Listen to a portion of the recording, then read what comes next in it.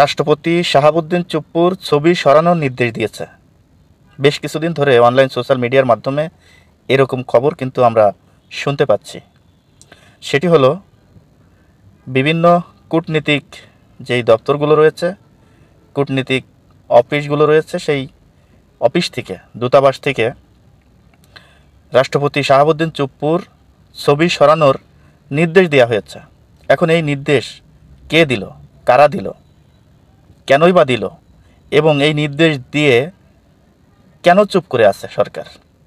দর্শক, রাষ্ট্রপতি বর্তমান যিনি আছে, শেখ হাসিনা পালিয়ে যাওয়ার পর থেকে তাকে নিয়ে বিভিন্ন কথাবার্তা কিন্তু আমরা শুনেছি।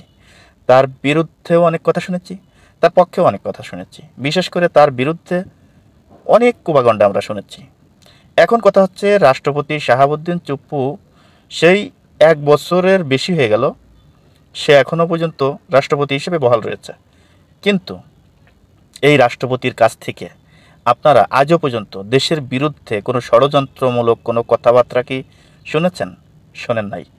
যদি সেটি শুনতেন, যদি এরকম কোনো কিছু সে করত, তাহলে এতদিন পর্যন্ত সে রাষ্ট্রপতির চেয়ারে বসে থাকতে পারত না। তা এখন কথা হচ্ছে, হঠাৎ করে রাষ্ট্রপতির ছবি সরানোর নির্দেশ এটি কারা দিল, কেনই বা দিল, আর দিয়ে কেন এখন জনগণের সামনে সরাসরি কেউ স্বীকার করছে না, কেউ বলতে চাচ্ছে না যে আমরা নির্দেশ দিয়েছি? সরকারের পক্ষ থেকে এটা কোনো মন্ত্রণালয়, কোনো দপ্তর কিংবা কোনো উপদেষ্টা আজও পর্যন্ত বলে নাই যে এই সরানোর নির্দেশ আমরা দিয়েছি। আচ্ছা, রাষ্ট্রপতিকে যদি অপসারণ করতে হয় কিংবা রাষ্ট্রপতির ছবি যদি সরানোর নির্দেশ দিতে হয়, তা বাংলাদেশের প্রধান উপদেষ্টা তো নির্দেশ দিতেই পারে। এটা সাংবাদিকদের মাধ্যমে জনগণের সামনেই দিতে পারে।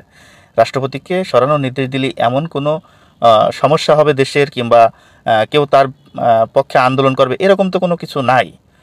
তা রাষ্ট্রপতির ছবি তো প্রধান উপদেষ্টা সবার সামনেই বলতে পারে যে রাষ্ট্রপতিকে অপসারণ করা হবে, তার ছবি এখন রাখা যাবে না, এই সেই অনেক কথা সে বলতে পারে। এটা বললে কি দেশের কোনো ক্ষতি হবে কিংবা সরকারের কোনো ক্ষতি হবে? কারো কোনো ক্ষতি হবে না। তাহলে এটা নিয়ে তো এত মাথা ঘামানোর, এত হইচই করার কোনো কিছু নাই। এটা নিয়ে কেন এত হইচই করতে হবে? এখন রাষ্ট্রপতি যদি এই প্রধান উপদেষ্টা যদি মনে করে যে আমরা এই রাষ্ট্রপতি রাখবো না, তাহলে কারো কিছু করার কিছু আছে? এমনকি রাষ্ট্রপতির হাতে তো সব ক্ষমতা না। আমাদের দেশের সংবিধান অনুযায়ী সর্ব ক্ষমতার মালিক হচ্ছে প্রধানমন্ত্রী এবং প্রধান উপদেষ্টা, তারাই। তা রাষ্ট্রপতির হাতে যেহেতু সর্ব ক্ষমতা নাই, তা রাষ্ট্রপতিকে অপসারণ করলেই বাকি, না করলেই বাকি।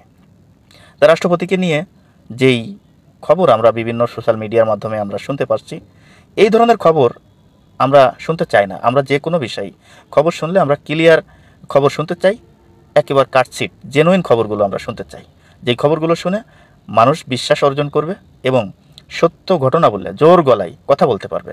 কিন্তু বর্তমান মিডিয়াতেও যেই সমস্ত বিষয় নিয়ে আসলে কথাবার্তা শুরু হচ্ছে এবং আমরা বিগত দিনেও দেখেছি, এগুলো নিয়ে আসলে মানুষের মনে এখন ধোঁয়াশা রয়েছে যে কোনটা সত্য, কোনটা মিথ্যা।